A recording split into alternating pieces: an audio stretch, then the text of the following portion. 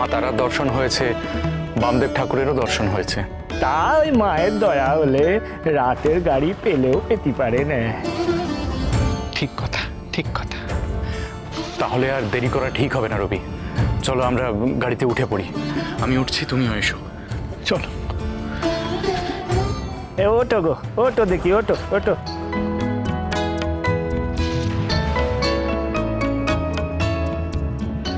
চলো গারওয়ান ভাই। বড়মা, কৃপা করিস রে মা, কৃপা করিস রে।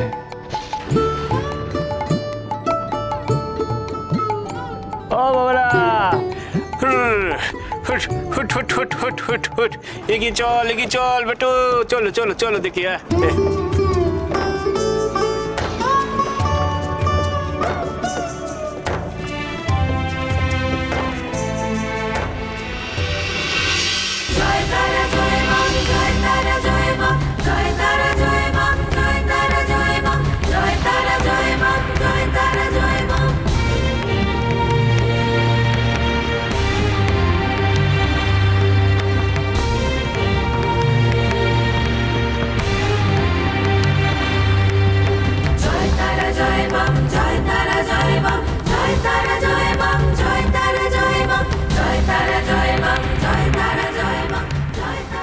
রবি,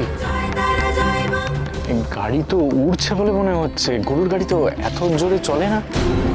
হ্যাঁ, তাই তো, সত্যি মনে হচ্ছে জোরে যাচ্ছে। ও গারওয়ান ভাই, তোমার গাড়ি কি আকাশ পথে উড়ে চলেছে নাকি? কি যে বলেন বাবুডা, গরু কি আর পাখি নাকি যে পাখনা কো যাবে? গাড়ি তো গাড়ির মতোই চলেছে গড় গড় করে। ওই দেখেন না কেমনে মাটি কামড়ে চলেছে গা।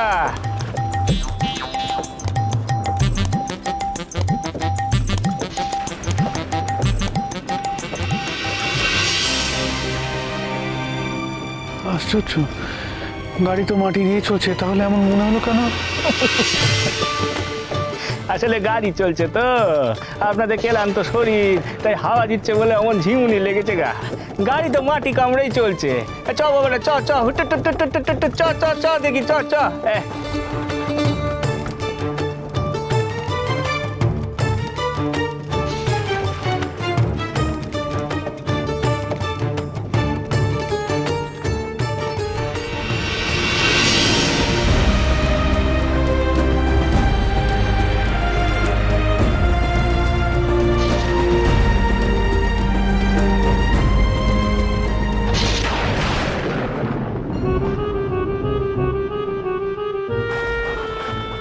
দূর, বাবা ঠাকুর যে এখানে আর কতক্ষণ ধ্যানস্থ হয়ে থাকবে কে জানে। উফ, না, ও নগেনদা, এখানে আর বসে থাকা যাচ্ছে না। এ প্রচন্ড মশা কামড়ে ফুলিয়ে দিল পুরো। ও বাবা ঠাকুর, বাবা ঠাকুর। কথা একটু চুপ কর দেখি, চুপ কর, তোর ধৈর্য বড্ড কম জানিস তো। ঠাকুর যখন কোথায় বিরাজ করছে তার ঠিক নেই, আর উনি কথা বলে যাচ্ছে। তুই আস্তে আস্তে মশাগুলো মান না, তাহলে তোর।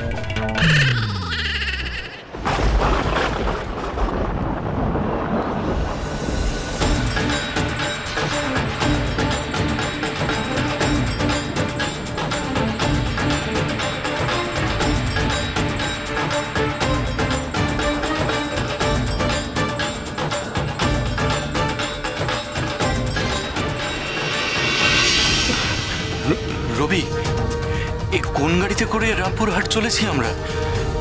এই গাড়ি তো শাঁ বেগে ছুটে চলেছে, মনে হচ্ছে যেন মাটির উপর দিয়ে উড়ে চলেছে গাড়ি।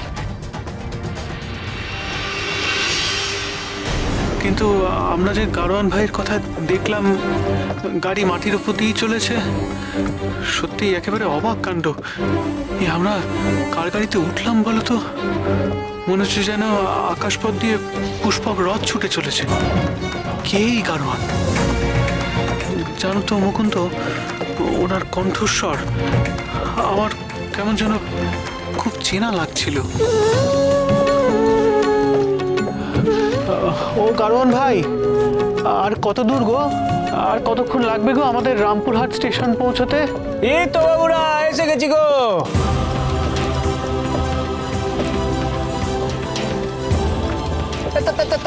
দাঁড়া দাঁড়া দাঁড়া দাঁড়া দেখি দাঁড়া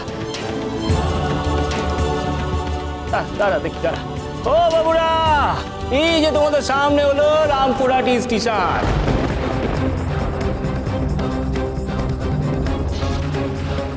এই আশ্চর্য ব্যাপার তো, তুমি কত দূর জিজ্ঞেস করতেই আমরা রামপুরহাট স্টেশন পৌঁছে গেলাম।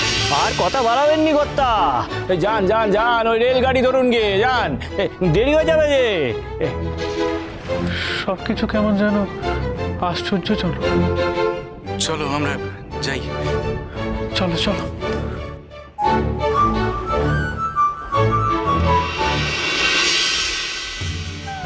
আর দেরি করবেন নি বাবুরা, যান যান, ওই পা চালিয়ে যান, ওই দেখুন রেলগাড়ি কেমনি দাঁড়িয়ে আছে।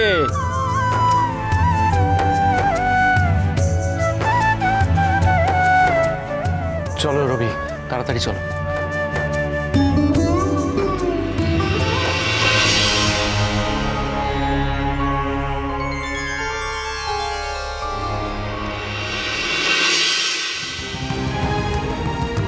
ভাই বলছি যে বোলপুর যাওয়ার গাড়ি কি বেরিয়ে গেছে?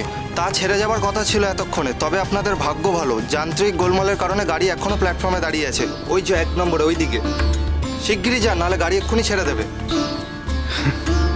যাক, দেখেছি ভাই মুকুন্দ, বামদেব ঠাকুর কিন্তু বলেছিলেন আমরা ঠিক গাড়ি পাবো, কোনো অসুবিধা হবে না।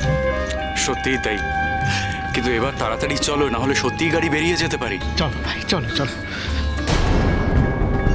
কি হলো, আবার থমকে গেলে কেন?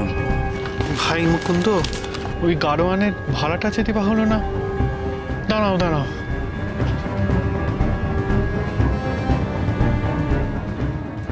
গাড়োয়ান ভাই, ও গাড়োয়ান ভাই। দেখি এত বড় গরুর গাড়িটা কোথায় অদৃশ্য হয়ে গেল? আর গাড়োয়ান ভাই তাকেও তো দেখছি না। সত্যি তো,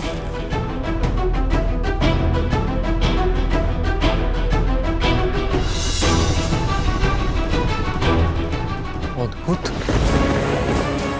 এ কি ভুজবাজি নাকি রবি? হ্যাঁ, মুহূর্তের মধ্যে গাড়োয়ান সমেত গাড়ি কোথায় উধাও হয়ে গেল। কি ব্যাপার বলো তো রবি, আমার আমার সবটাই কেমন অদ্ভুত ঠেকছে। আমারও তাই মুকুন্দ, কেন জানি না মনে হচ্ছে ওই গরুর গাড়ি সেও কি আসল ছিল, না হলে যেভাবে আমরা হাওয়ায় ভেসে এলাম তা কি আসল গরু গাড়িতে সম্ভব? আর ওই গাড়োয়ান কি আসল? প্রথম থেকেই ওর গলাটা আমার কেমন যেন চেনা লাগছিল, মনে আছে মুকুন্দ? সবটাই সবটাই খুব অদ্ভুত। আমার কেন জানি না মনে হচ্ছে এই সমস্তটাই বামদেবের লীলা। আর ওই গাড়োয়ান আর কেউ নয়, স্বয়ং বামদেব। তার মানে তুমি বলতে চাইছো আমরা যাতে গাড়ি ধরতে পারি সেই জন্য স্বয়ং বামদেব? হ্যাঁ মুকুন্দ, নাহলে কি করে একটা মানুষ শুদ্ধ গরু গাড়ি হাওয়ায় ওইভাবে মিলিয়ে যেতে পারে? পারে।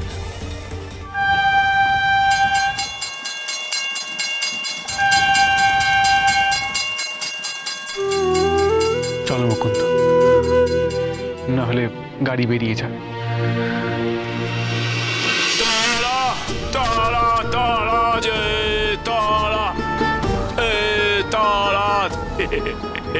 কি হলো গো বাবা ঠাকুর, হঠাৎ অমন করে উঠলে কেন? ও এমন কিছু না, যাক বাবা, পৌঁছে গেছে।